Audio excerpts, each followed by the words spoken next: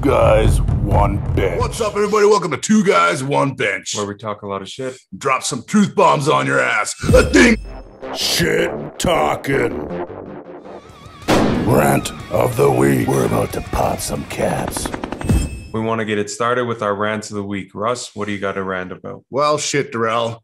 I'm sure you've seen it summertime now, and all these damn scooters driving around up and down the streets. And hey, that's great. I get it. It's a great way to get through town and beat the traffic. And that's what it's supposed to be. But what it's turned into is a bunch of people getting shit-faced, driving them scooters around down 17th downtown. And I don't think there's anything holding them back from, getting hammered, high, PCP. I don't know what the fuck they're on. I had a guy almost sideswipe my truck and then cut in front of traffic and almost get nailed. It's almost impossible to police these things. It's dangerous in my point of view. Darrell? I haven't obviously experienced the same stuff, but I just see it in general. A lot of people getting injured on it. It's just a giant liability. And the fact that you don't need a license or anything, so anybody can fucking get on one. And as soon as someone's on one, they act like they are the king of the road. They're more important than the vehicles. It's like, yeah, it's all fun and games until someone takes one during Stampede Week and gets lit up downtown. Yeah, I think definitely the injury rates are going to go up, broken arms, who knows what. But also, hey, I think there's going to be a couple of deaths from these things. So if you're going to jump on one of those scooters, be careful. Boom! Rant of the week. We're about to pop some caps. All right, and for my rant of the week, what I want to talk about is excuses in competing. Now, there's a difference between being hurt and injured. When you're hurt, you can push through it, and it's usually a minor tweak. Injured means you physically can't push through something. So if you can get through a workout, you're just hurt. I do not want to fucking hear about all your excuses and all your injuries if you compete and don't perform how you're supposed to, because all you're doing is escaping from any bit of accountability. I fucking can't stand when someone competes. As soon as they shit the bed, well, there was this, and this. Prime example, world's strongest man, Jerry Pritchett. He goes in and think it was the deadlift event. He underperforms. First thing he goes to Instagram, explains all the injuries he had leading into it. Well, if that was the case, why not just fucking pull out beforehand and let someone else go, a healthy reserve? All these people that had trained for it and hope someone would pull out. No? Okay, you're going to keep going on and whining about your injuries? Okay, then keep it to your fucking self. Everybody is injured, especially in strength sports. There's not a single time you go to a meet, whether you're in powerlifting or you're participating in an event with strongmen, that other people aren't dealing with shit. The difference is they're keeping it to themselves, because you also don't want your competition to know you're a weak-minded fuck because you got to have excuses and explain away all your shortcomings. That's the bottom line. Would you rather? Would you rather? All right, everybody, would you rather? Now, Darrell, World's Strongest Man is on, and, there's quite a lot of events. There's a log lift and lots of things to do with logs. And so how about this? Would you rather? I mean, for $50,000, Darrell, we're a little tight with money. It's been a hard year. I know you would do it. I would do it. So we're looking at Thor and Eddie Hall. So who would you rather let take a fucking giant log or shit on your chest? $50,000, I'm going to take Thor, because the fact that, one, he's lighter, so I'm assuming there's less in the tank, even though he's still a giant human being. Two, he eats a little cleaner, so I'm hoping it's not going to be bad. Eddie looks like just a giant bag of shit, so I'm going with Thor all the way on there. And I feel like the Icelandic diet's probably a little cleaner. Yeah, man. Thor's on that vertical diet. I know he's eating clean, so he's probably going to twist a nice coiler for you. But Eddie Hall has fucking IBS for sure. He is going to just fucking open up the gates on your chest, and it'll be everywhere. So I'm going with Thor as well. And that's all we got. A douche. Strength sports. All right, everybody. Strength sports. What's going on, Darrell? So as a lot of you have been keeping up with it, World's Strongest Man Finals is going on right now. And we just got news that Tom Stoltman brought it home with Brian Shaw finishing second. They're still trying to figure out who got third, but I'm very glad for Tom, especially all the things he went through and with his off season, mainly focusing on the psychological aspect of it and a lot of mindset. You could see it in his training. It was more about fixing upstairs than his body, because clearly he has the physical capabilities, but mentally he just had to believe he could do it. Yeah, it was pretty amazing because, many of you may not know, but he does have autism. And so for someone to, go through that through their childhood and growing up and then go on to be the world's strongest man, now that is a story I can get behind. And also Brian Shaw. I mean, this guy's still staying relevant, second place. He's not getting any younger, but he's definitely in there. And I think it's good to push the competition as well. So congrats to Brian Shaw. And, I think the world's strongest man is pretty exciting, except for we can't fucking watch it. Darrell? Yeah, it's kind of bullshit. And we talked about this last year, and it's still getting no better. The only difference is now you get teased more because you're it's more accessible online, that you can see what's going on event after event, but yet you can't see the footage of it. I don't understand why the fuck you have to wait to Christmas to air this shit out when you could easily just stream it or even offer it as a pay-per-view, a package, so that people can watch all the beginning heats along with the finals, just so that people can keep up with it. I know events aren't going on and on and on, but have them archived so people can go back and watch this heat. They can watch this attempt, etc. Because right now it's fucking stupid. You have to wait 4 or 5 months or however long until Christmas to even see the champion. You would never have the LA Lakers play the Boston Celtics in an NBA final and be like, we'll tell you in 5 months who won this shit. No, because people want to see right away. Yeah, everybody knows who wins. We're all fucking on our phones getting these shitty updates.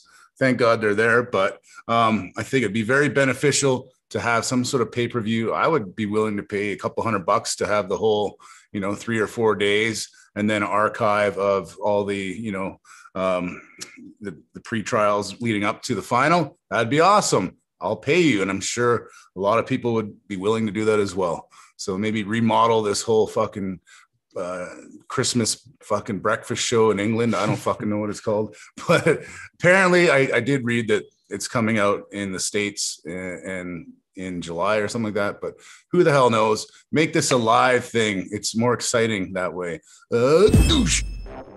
Combat sports. Looking forward to the upcoming fight between McGregor and Poirier.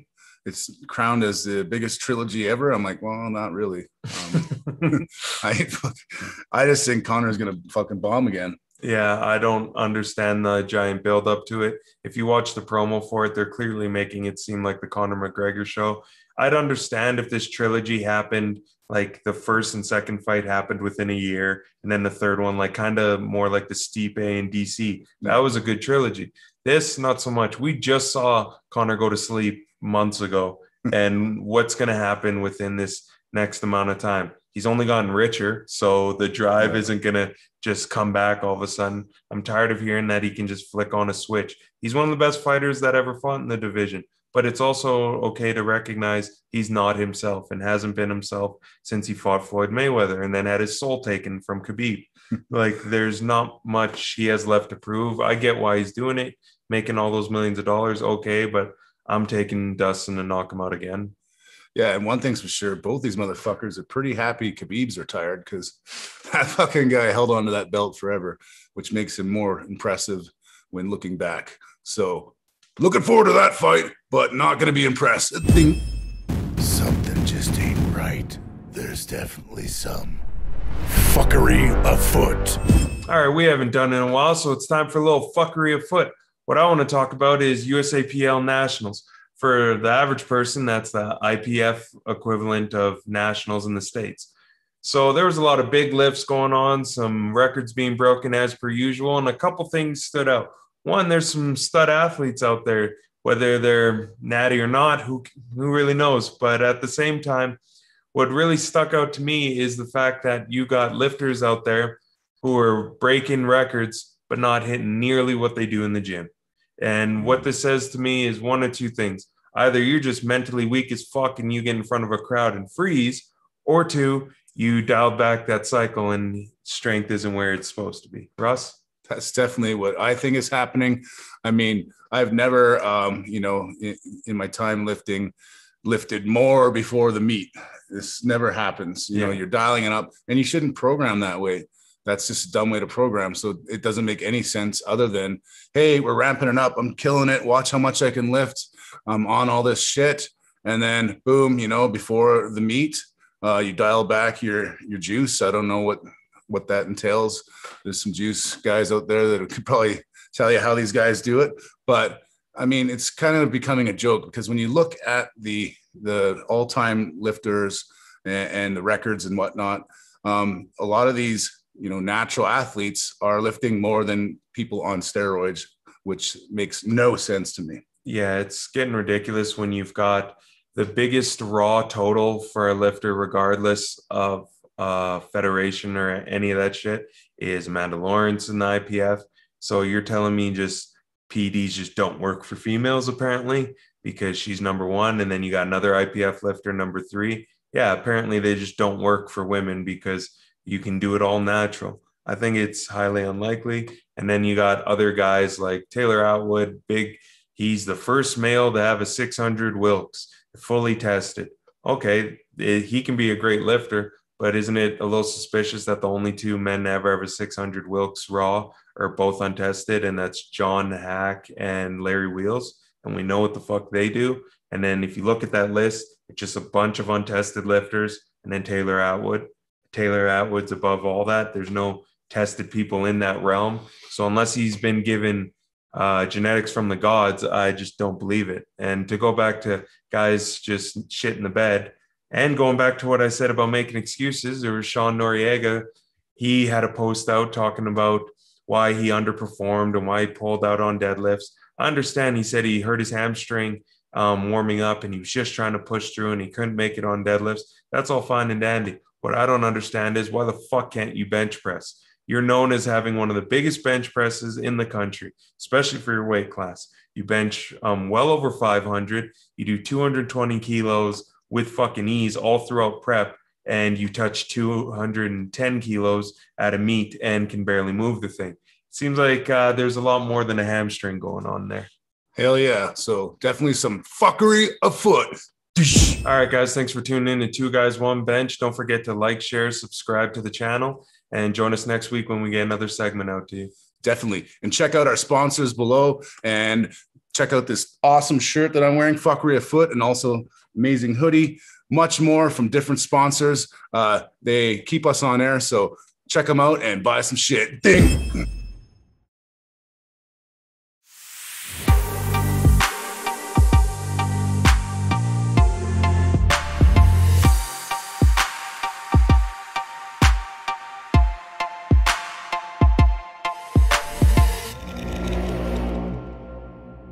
Resolute. Prepare yourself for battle.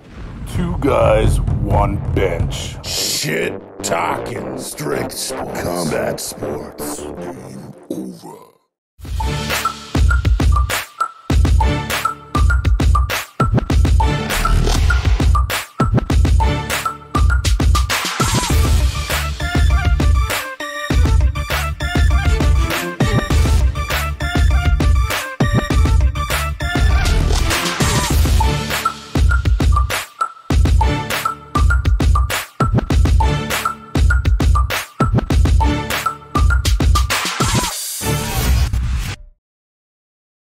Choices and consequences.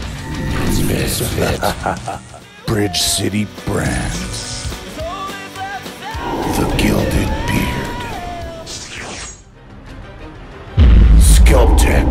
SMP industry leader. Boost CBD.